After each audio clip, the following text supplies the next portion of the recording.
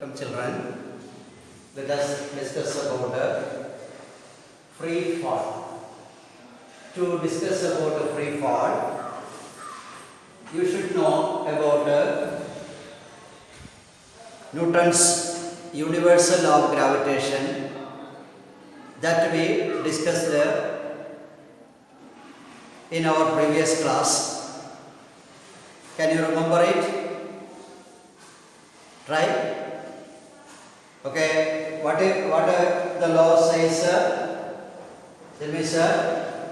Every object in the universe attract every other object with a force, and that force is directly proportional to the product of their masses and inversely proportional to the square of the distance between them, and that force acting along the line joining the centers of the masses, that is force F proportional to M1, that means the letter mass one is M and another mass is smaller, and also proportional to 1 by d square.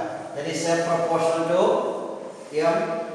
m by d square, or F is equal to a constant G, capital M small m by d square. Here G, what it is called?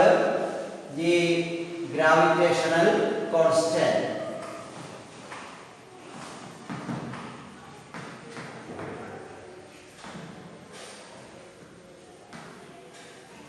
The gravitational constant, and m mass of one body,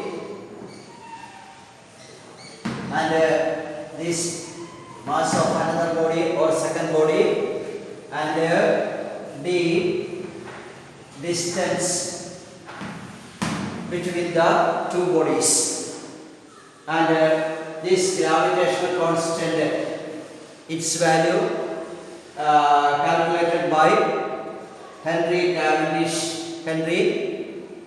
Cavendish by using torsion pendulum, and its value he got G, how much its value? 6.673, 2 into 10 raised to minus 11 Newton meter square per kilogram square. Okay, this is the value he got, and to know this gravitational force and to calculate, we use this relation F is equal to G mm by d square. D is the distance between the two bodies. When we throw, suppose when we throw this chalk in the upward, this chalk will go up to a certain height. See, this is going up to a certain height. Why this chalk is going up means we exerted a force in the upward, but this chalk will go to a certain height. Suppose a stone,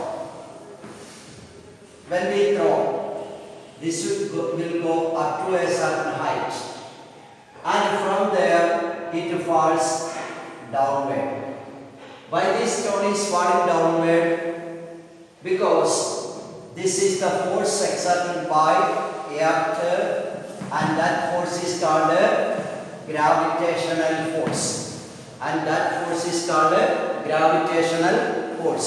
Why the stone which we thrown upward, that went up to a certain height and then returns back? This stone is going up because we are exerting a force in the upward. But why this stone is coming down means it is due to the gravitational force. It is due to the gravitational force, and that force is exerted here by Earth on that stone. And because of that stone got an acceleration. Okay, the direction of this acceleration direction of the acceleration is not changing. That means when the stone is coming down, its velocity changes. That means its direction does not change. That means when the stone is coming down, direction of the velocity not changing. Which is not changing? Direction. Direction is not changing when it comes down. But see, its magnitude changes. What changes? Its magnitude changes. There is no change in direction, but its magnitude changes. That means that body is accelerating. That body is accelerating. And that acceleration is called acceleration due to gravitation. Acceleration due to gravitational force. And that acceleration is called acceleration due to gravitational force. Or it is also called acceleration due to gravity. Acceleration due to gravity. Now, we know what is actually acceleration due to gravity or gravitational acceleration. But you see, what is actually free fall? When the object falls downward, if the acceleration is produced only due to gravitational force, that means if there is no other force acting on it. When a body is falling, if there is no other force, only gravitational force is acting, then that body is a free fall. When does we can say a body is under free fall? When a body falls, if there is only one force, that is gravitational force, no other force is acting on it, then we can say that is under free fall. Here the stone, when it falls, we can say that stone is under free fall because there is only one force acting on it, that is gravitational. No other force acting on it. So we can say that stone is free fall. When we will say body is under free fall, when a body falls, if there is only one force or if there is gravitational force alone is acting, if there is a gravitational force alone is acting, then we can say that body is under free fall. That body is under free fall. Now, see, we know what is the gravitational force and produce acceleration. Gravitational force produce acceleration, and that acceleration is called gravitational force producing acceleration is called acceleration due to gravity or acceleration by gravitational force. Acceleration by gravitational force. Now we want to find this acceleration due to gravity or gravitational acceleration is how much or how it depends on other factors. We know from Newton's second law.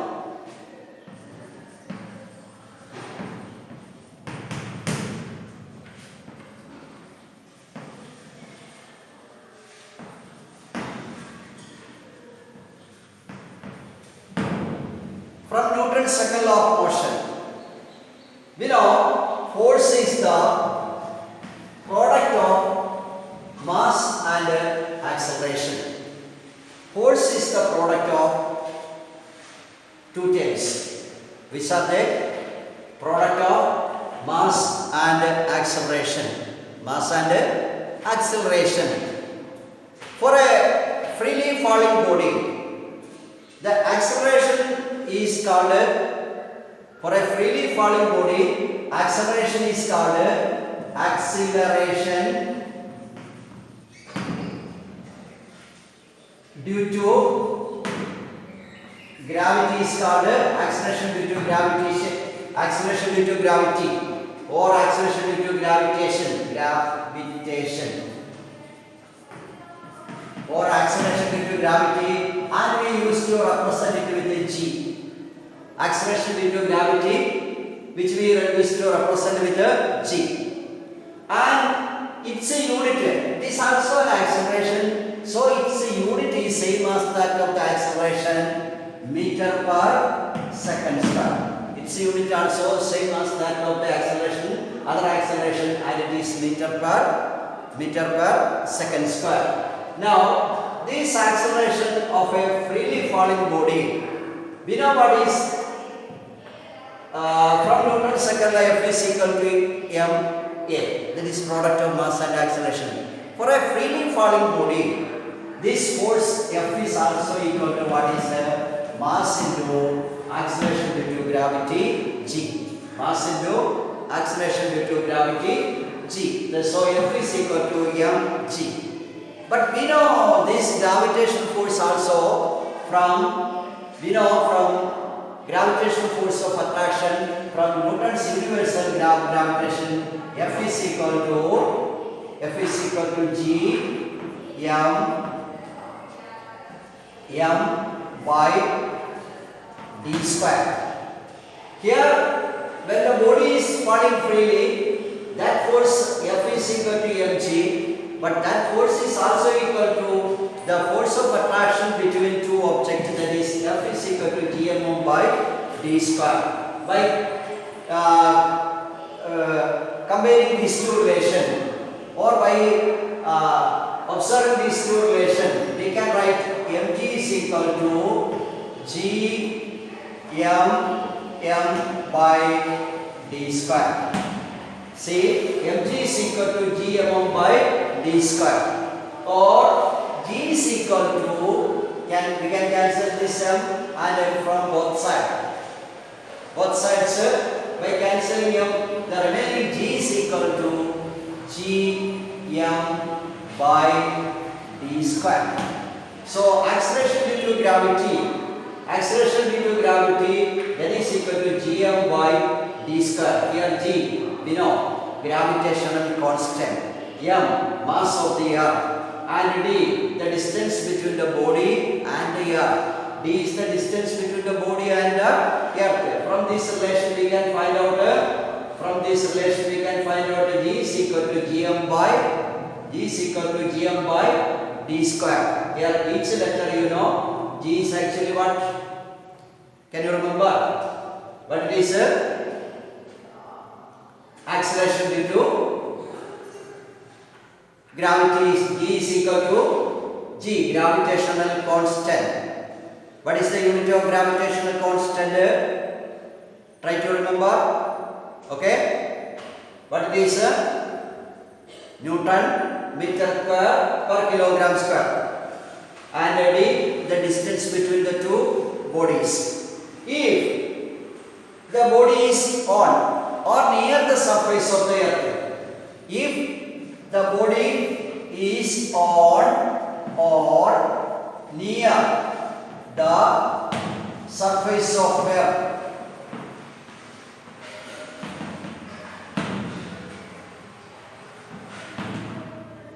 see, suppose if the body is on or near the surface of the earth, then see, this mg is equal to g capital M small m by, instead of d square, we can take as r square. Here r is the radius of the earth. That means if the body is on or near the surface of the earth, then the gravitational force, this mg is also equal to this one. From this, we get g is equal to what? G m by cancel this, we get g is equal to gm by r square.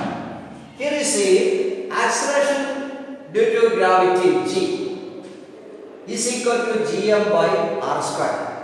Is it depends on the mass of the falling body? It depends on the mass of the falling body. That means m is the mass of the falling body. But in this relation, can you find anywhere this M? No. You cannot find this. That means acceleration due to gravity is not coming in this relation. That means that body which is falling, its mass is not depends on this relation. That is in this relation that mass is not coming. That means if the body is if it is hollow or solid or big or small, this acceleration due to gravity does not depend on. That means if the body is of small in size or of large in size, then the acceleration due to gravity does not depend on it. That means if I drop the small chalk and this big chalk at the same height at the same time, see, these are at the same height at the same. If I drop this, can you see? Both of them reach the ground at the same time. That means the rate of velocity here you can observe remains the same. That means you can find the mass of this chalk is more than the mass of this smaller chalk. But yeah, when I drop these two together, see, both of them will reach the bottom at the same time. That means mass of the body not coming here. That means acceleration is same for all the body. To understand this, we can do one activity. That means if we take a stone and a piece of paper, and if we drop both of them from the first floor, from the rooftop, and observe which will reach the ground at first. But when you observe, you can see stone is reaching at first, but paper is reaching a little later. But according to our conclusion or idea, that mass does not depend this G. Then why stone reached at first and paper reached second? It is due to air resistance. That means the resistance offered by air on the paper is more than that of the stone.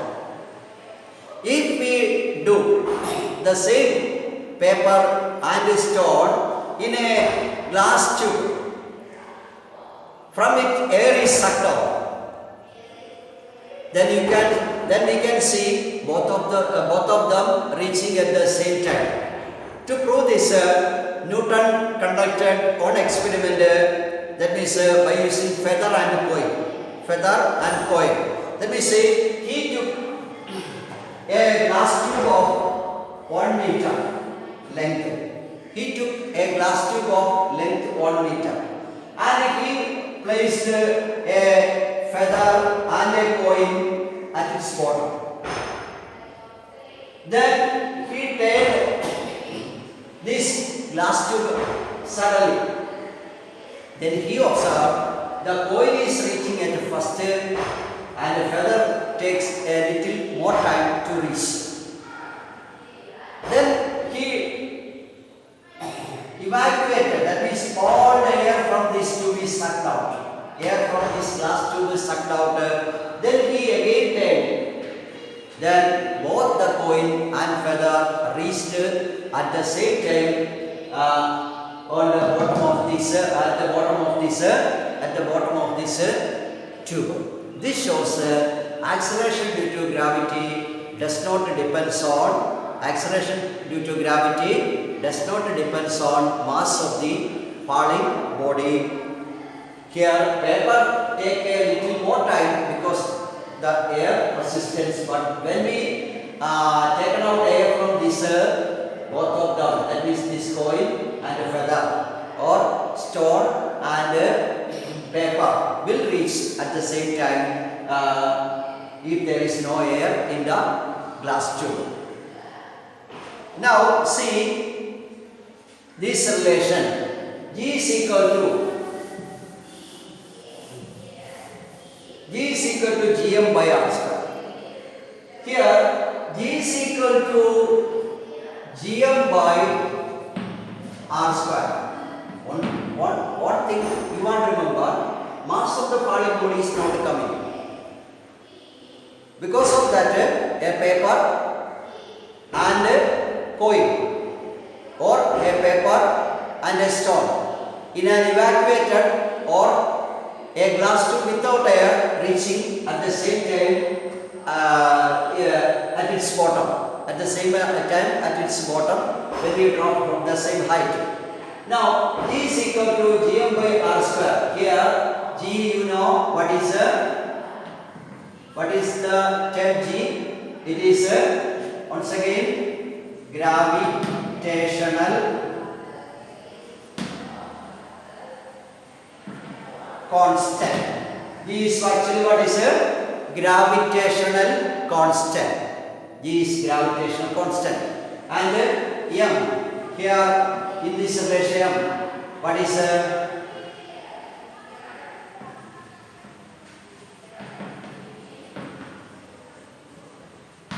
mass of the earth? M, mass of the earth. And R, what is radius of the earth? Radius of the earth. See, we know what is earth is not a homogeneous sphere. Not exactly. Earth is not an exact sphere. Not a homogeneous sphere. We know that is the poles of the earth is a little flattened, and that means the poles are little flattened and equator is a little more bulged out. So equator radius is more, polar radius is a little lesser. That means this radius, that means the polar radius is a little bit smaller than what is equator radius.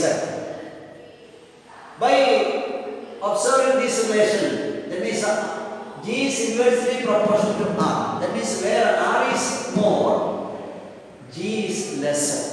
Where R is more near the equator. Where R is lesser near the pole or at the pole. So the value of G is, that means the value of G is more at the pole. More at the pole. And the value of G a little less than that of pole at the equator. That means equator, the value of G is a little bit less. Why? Because earth is not a homogeneous sphere or not a perfectly sphere. And the radius of the poles is less than that of the radius of the equator of the earth. So G is more at the poles and a little bit less at the equator. Now we can calculate the value of G. We can calculate the value of G. How we can calculate it? We know mass of the earth is, that is 6 into 10 raised to 24 kilogram. And G, then the G is, we know the value of G is 6.67. That approximately we can take as 6.7 into 10 raised to minus 11. Unit you know Newton meter square per kilogram square. And then radius R, that is equal to 6.4 into 10 raised to 6 meter.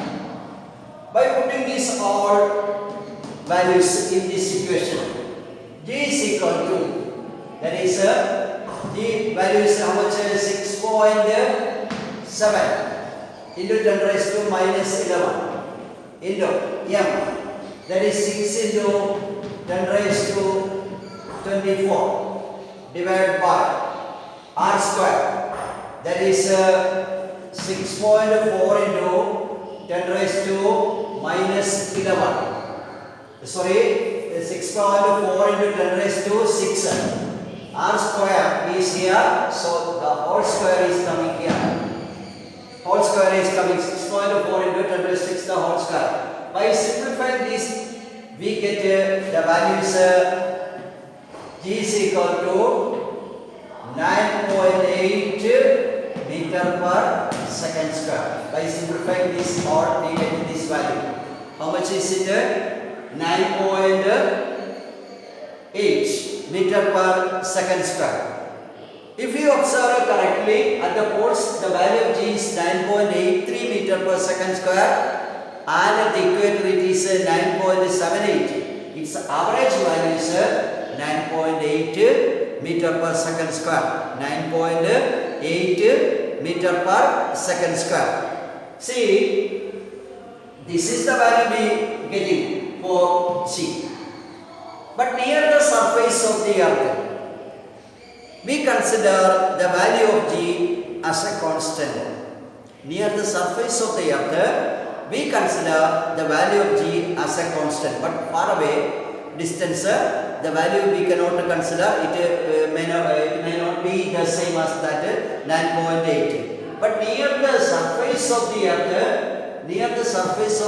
value of g is we can consider as a constant for calculation and other purpose. So g is equal to 9.8 meter per second square. We can take, and near the surface of the earth, this value is we considered as a constant. So this is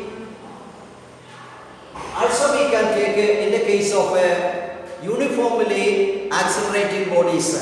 We know three equations for uniformly accelerated motion, that is v is equal to u plus at, first one, and second one s equal to ut plus half a t square, and v square is equal to u square plus 2as.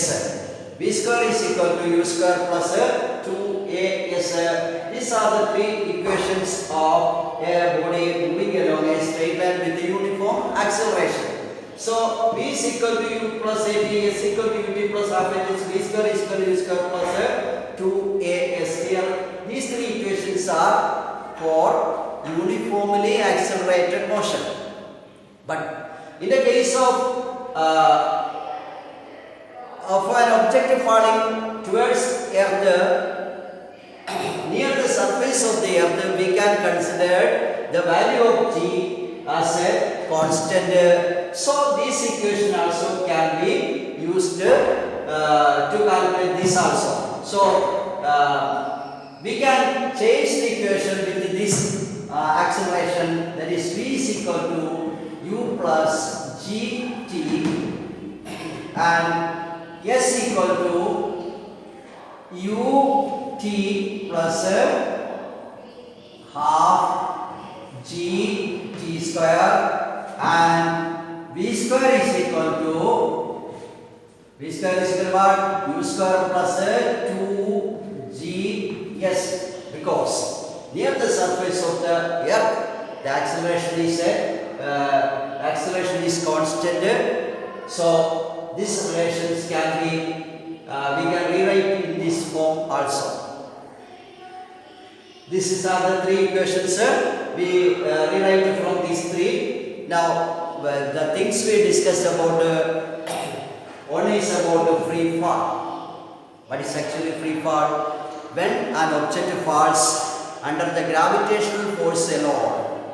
When an object falls towards the earth under gravitational force alone, then we can say that body is under free fall.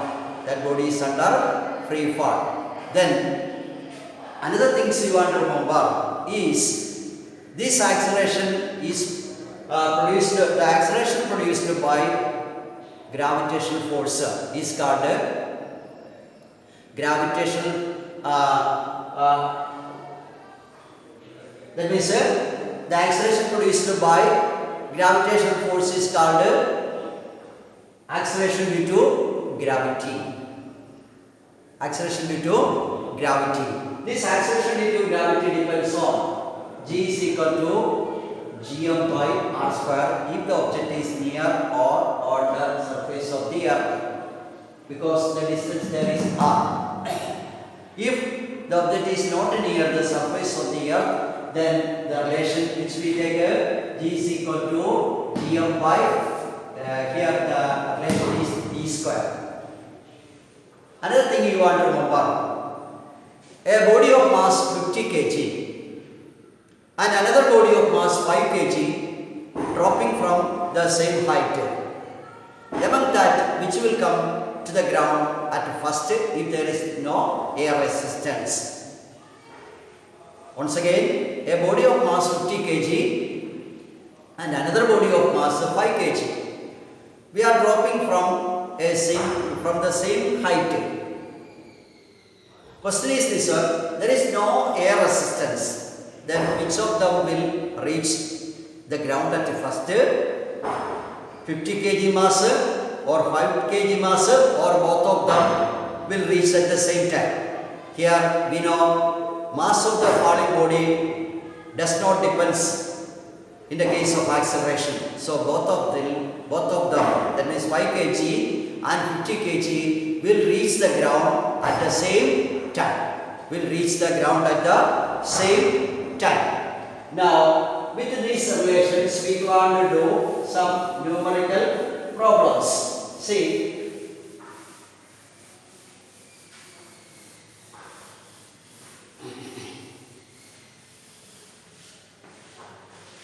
first question here given is from page number 136. A car falls off a ledge and drops to the ground in 0.5 seconds.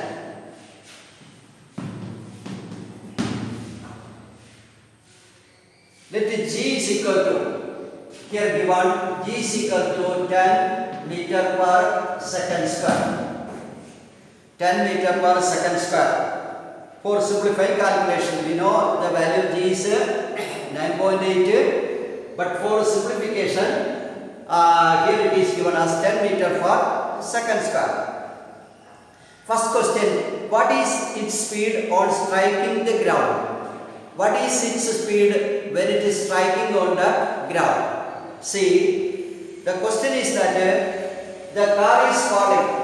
Its initial velocity, and when its initial velocity is 0 meter per second.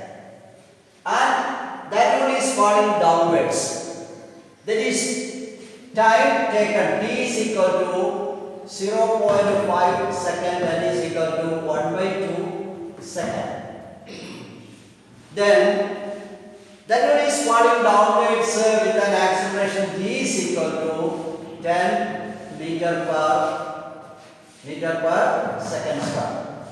Now, we want to find out at what velocity that will come or falls down. That means we know V is equal to U plus GT from this relation. A we replace into G. Here see, V is equal to U 0 plus G 10 into T 0.5 or 1/2. That is V is equal to, this we can simplify, that is equal to how much? 5 meter per second. That is the velocity with which it is striking the ground. V is equal to 5 meter per second. Okay? Relation you want to remember, which is here, we can use V is equal to U plus GT. Instead of A, we can write as G. Now, second question from this. What is its average speed during the 0.5 second? Average speed. We want to find out average speed. We know average speed is the initial velocity plus final velocity. That means V average is equal to U plus V by 2. Two velocities are in here. That is equal to 0 plus V, that is 5. Here we got by 2. That is 0 plus 5 is 5 by 2. That is equal to 2.5 meter per second. 2.5 meter per second is the average speed. Now, question A and B we finished. Our second question is how high is the ledge from the ground? That means height of the ledge from the ground that we want to find out. Now, what are the things we know? We know acceleration, initial velocity, and final velocity also we know. Time also we know. So, height is equal to, we know the relation ut plus half gt square. That is s, this term is 0 into t, 1 by 2, plus half into g, that is 10, into t square, 1 by 2, the whole square. That is equal to this term completely becomes 0. Now, this equal to 1 by 2 into 10 into 1 by 2 the whole square means 1 by 4. That means 1 into 10 into 10. That means 10 by 8. 10 by 8, how much it will come? That means by dividing it will become 1.25. That means 10 by 8. 1 times 8. 1 is 2. Decimals 20. 2 times 16.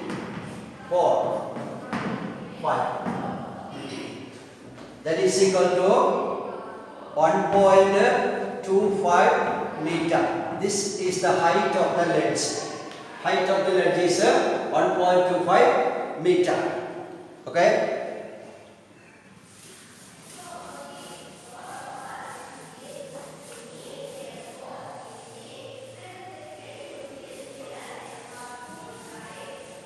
Now, another problem here given. An object is thrown vertically upwards and rises to a height of 10 meter. And rises to a height of 10 meter. That means displacement is equal to 10 meter.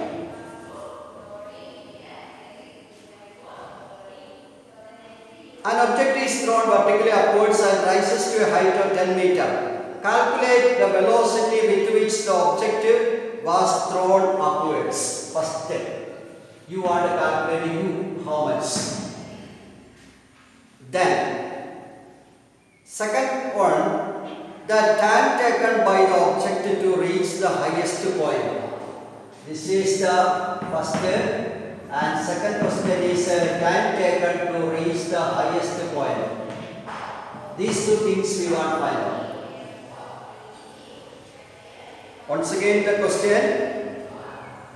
An object is thrown vertically upwards and rises to a height of 10 meter per second.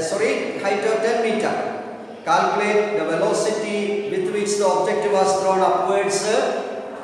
The time taken by the object to reach the highest point. How long it takes to reach the highest point. These are the things we want to find out. See here. Yes, given. How much it is 10 meter. It is the displacement or height. We know when an object is moving up, the acceleration there g is equal to minus 10 meter per minus 10 or minus 9.8. Here for calculation we can 9.8 meter per second square. G is equal to minus 10 meter per second square. And we know when the stone reaches at the topmost point, that means here stone, when it reaches at the topmost point, its velocity, that means final velocity is equal to 0. Final velocity is equal to 0. Now, here you see v is equal to 0. What are the things here given? S is given. These all things, which are the relations we know? One relation is v is equal to u plus g t. By using this, and second relation is s equal to ut plus half g t square. And third relation is v square is equal to u square plus 2gs. See, here we know. G also know, but t and u we don't know. So we cannot use this relation because u v 0, u we don't know. G also we know, t but we don't know.